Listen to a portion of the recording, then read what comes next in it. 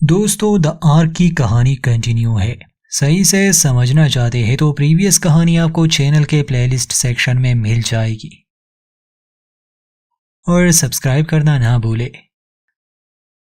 Comet वाले पानी को पीने के बाद सभी बीमार हो गए, मगर खुशकिस्मती से शेरन, जो असल में क्लॉन है और उसका इम्यून सिस्टम आम इंसानों से काफी अच्छा है, डॉक्टर सन ने उसी के एंजाइम से क्योर बनाया।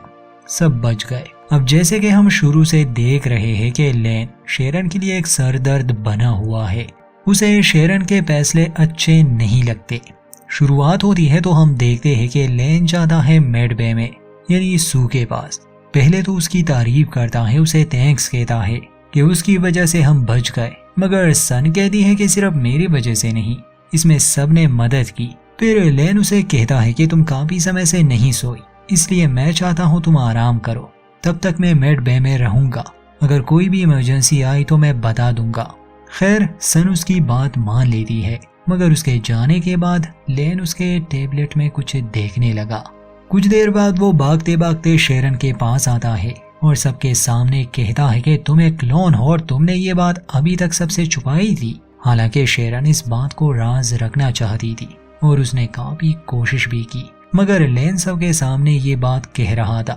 शेरन को गुस्सा आता है और पूछती है कि आखिर तुम्हें मुझसे क्या समस्या है, और ये सब तुम्हें सन ने बताया ना? तो लेन कहता है कि नहीं, मैंने रिपोर्ट्स देखे, मतलब कि उसने सन को ट्रिक किया। लेन कहता है कि मुझे तुम पर भरोसा नहीं, क्लॉन्स की कोई गारंटी नहीं, क्या पता तुम बदल जाओ, तुम सही से फैसले ना लो और सबको मरवा दो। मगर शेरन उसे यकीन दिलाती है कि ऐसा कुछ नहीं होगा, मुझे बनाया ही इस शिप के मिशन के लिए है। मगर समस्या ये थी कि उसकी बहन उसे भी स्पेस मिशन के लिए बनाया गया था और वो बदल गई। लेन को लगता था कि शायद शेरन भी बदल जाए। चूंकि अब ये एक राज नहीं रहा, इसलिए सभी इकट्ठा होते हैं और इस बारे में मीटिंग करते हैं। लेन का कहना था कि मुझे शेरन पर भरोसा नहीं और मुझे लगता है कि इसे इंचार्ज नहीं होना चाहिए, मगर बाकी सबको शेरन पर भरोसा था। फीलिक्स भी कहता है कि शेरन विक्टिम है, उसने जानबूझकर खुद को क्लोन नहीं बनाया बल्कि उसे बनाया गया, तो इसमें इसकी कोई गलती नहीं। इलिशिया को पता नहीं था कि क्लोन्स में क्या खराबी है।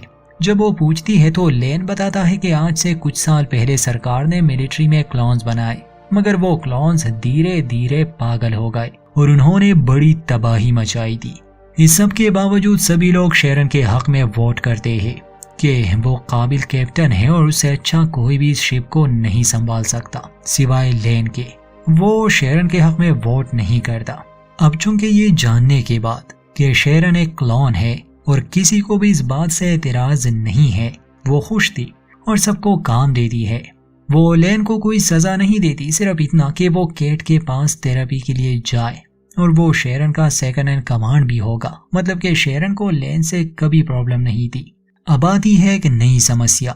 इंजन तो चल रहा था मगर स्पीड इतनी कम थी कि ये लोग 10 साल में प्रॉक्सिमा बी पर पहुंचते। इसलिए शेरन ईवा से कहती है कि हमें किसी भी तरह स्पीड को बढ़ाना होगा। ईवा और उसकी टीम अब इसी काम पर लग जाते हैं, मगर खतरा ये था कि अगर ये लोग स्पीड बढ़ाएंगे, क्योंकि अब इनके पास एक ही इंजन बचा था, उस ब्लास्ट की वजह से दूसरा इंजन उड़ चुका था, तो रिएक्टर खराब होने का खतरा है। खैर, जो होगा देखा जाएगा। वहाँ केट मिलती है फीलिक्स से और उसे बताती है कि मुझे शक है जेस्पर को ईवा ने कत्ल किया है, क्योंकि वो मुझसे अपनी दिल की बात कहती है और उसे जेस्पर से नफरत है। उसने ये बात खुलकर तो नहीं की, पर मुझे शक है क्योंकि उसकी वजह से हैरिस मारा गया। इस जानकारी से फीलिक्स को खुशी होती है, इसलिए वो ईवा को सिक्योरिटी चैम्बर में बुलाता है और ईवा से पूछता है कि उस समय तुम कहाँ थी जब जेस्पर का कत्ल हुआ था। ये सुनकर ईवा को गुस्सा आ जाता है कि तुम मुझ पर इल्जाम लगा रहे हो, मेरे पास इस सब के लिए समय नहीं है, मुझे शिप की स्पीड बढ़ानी है। मगर फीलिक्स नहीं मानता, इसलिए ईवा उसे ही सिक्योरिटी स्टोरेज में बंद कर देती है और वहाँ की ऑक्सीजन भी। उसे समझाती है कि अगर मैं उसे मारना चाहती तो उसका गला ना काटती बल्कि ऑक्सीजन बंद कर देती, ये एक हार्ट अटैक लगता, और मैं इतनी बेवकूफ हूँ नहीं। इससे पहले कि फीलिक्स मर जाए वो जल्दी से डोर ओपन करती है और फीलिक्स भी समझ जाता है कि इसने कत्ल नहीं किया। ईवा जब यहाँ आ रही थी तो उसने अपने एक टीम मेंबर को रिएक्टर पर नजर रखने के लिए कहा था। बदकिस्मती से वहाँ एक हादसा हो जाता है। स्पीड ज्यादा होने की वजह से रिएक्टर में खराबी आ जाती है और रेडिएशन लीक होने लगी, जिससे उस क्रू मेंबर की तो मौत हो गई, मगर मरने से पहले उसने लीवर को नहीं खींचा जिससे रेडिएशन शिप से बाहर जाए। तो इस वजह से रिएक्टर चैम्बर का कंपार्टमेंट तो सील हो चुका था, मगर अब शिप का इमरजेंसी सिस्टम भी ऑन होने वाला था और ये रेडिएशन पूरे शिप में फैल सकती थी, मतलब सभी की मौत। ब्रिज पर जेम्स सिस्टम में ये बदलाव देखता है तो शेरन को बता देता है। शेरन ईवा से संपर्क करती है और वहां देखने पर ईवा को पता चलता है कि रिएक्टर अब खराब हो चुका है और उसका साथी मर गया है। शिप के उस हिस्से में अब रेडिएशन थी जहां जाना नामुमकिन था और लीवर को खींचना बहुत जरूरी था।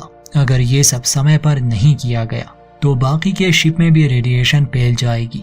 खैर, अभी तक बाकी क्रू मेंबर्स को इस बात की खबर नहीं दी गई थी। इलिशिया ट्रेंट से मिलती है क्योंकि दोनों अब एक दूसरे के करीब आ रहे थे।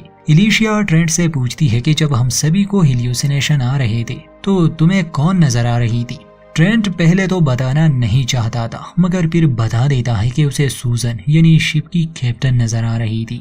ट्रेंट और सूजन असल में लवर्स थे और सूजन ने ही ट्रेंट को शिप पर काम दिया था, मगर ट्रेंट असल में विलियम ट्रस्ट को बहुत मानता था और इस मिशन पर उसे पूरा भरोसा था। शेरन ने इलिशिया को काम दिया था कि वो एंगस के साथ मिलकर उस एलिमेंट की जांच करे, शायद वो उससे किसी तरह का हथियार या कोई शील्ड बना पाए। खैर, दोनों ही इसी काम में लगे थे। फिलिक्स आता है अपनी असिस्टेंट येलिना के पास। ये दोनों शुरू से ही उस सरदर्द मर्डर केस में लगे थे। येलिना को एक सोर्स मिला था। असल में लेन को जो मैसेज भेजा गया था उसका सोर्स अभी तक इन्हें नहीं मिला था, मगर कुछ कोड्स को अच्छे से डिकोड करने के बाद फिलिक्स को उस डिवाइस के बारे में पता चल जाता है जिससे लेन को मैसेज किया गया था।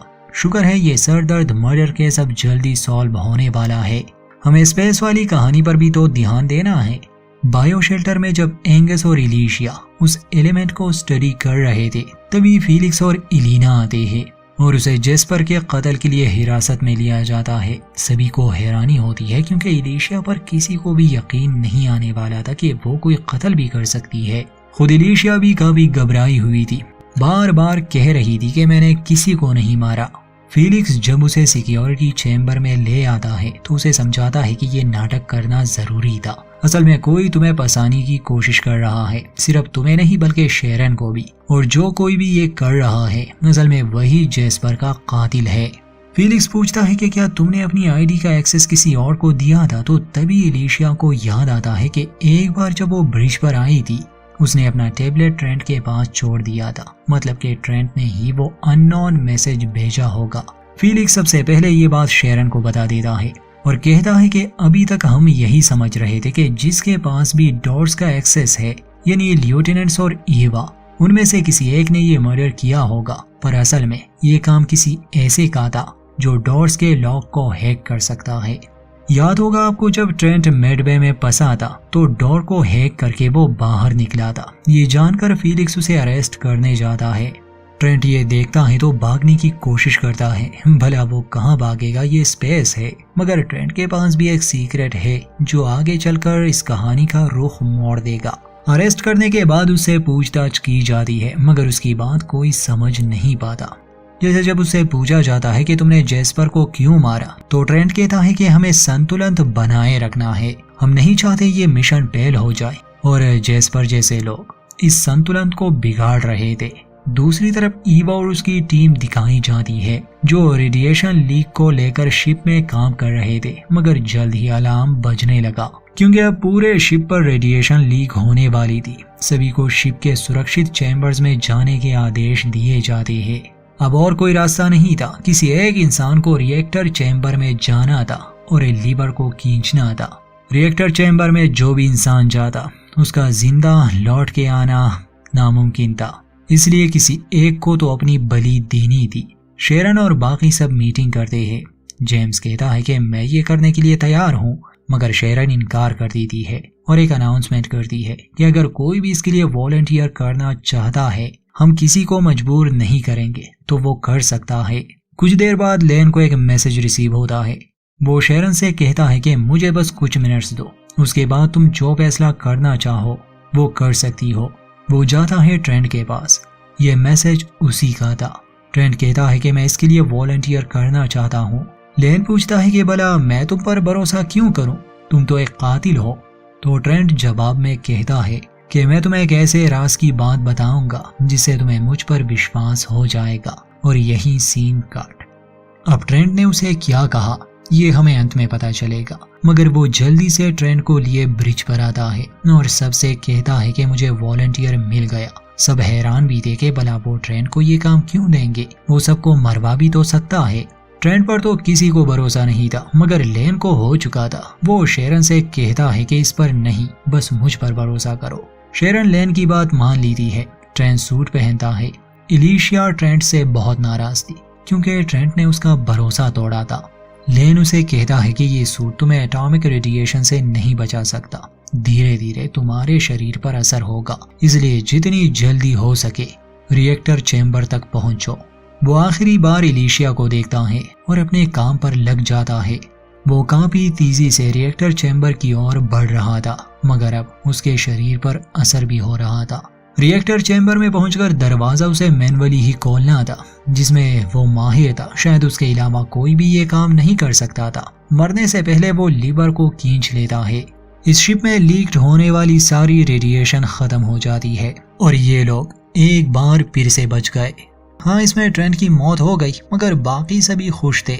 बाद में एंगस और एलिशिया आते हैं। उन्हें जो एलिमेंट मिला था उसके बारे में वो शेरन को कुछ नई जानकारी देते हैं।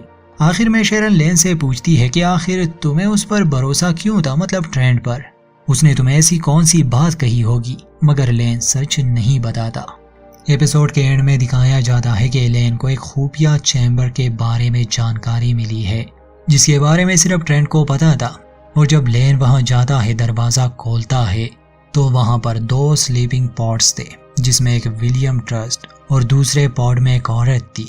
ट्रस्ट वही इंसान है जिसने ये शिप बनाई और ट्रेंट इस बारे में जानता था। उसे इस मिशन और विलियम ट्रस्ट पर बहुत भरोसा था। असल में उसे शिप पर लाने का मकसद यही था कि वो उसकी सुरक्षा करे। और अब चूंकि ट्रेंट नहीं रहा तो आगे से ये काम लेन को मिल गया, मगर लेन शेरन और बाकी सबसे ये बात छुपाए रखता है, जो कि उसके लिए अच्छा नहीं होगा। यहीं पर इस एपिसोड का दी एंड। दोस्तों, चैनल के साथ जुड़े रहिए। वीडियो अच्छी लगे तो लाइक करें।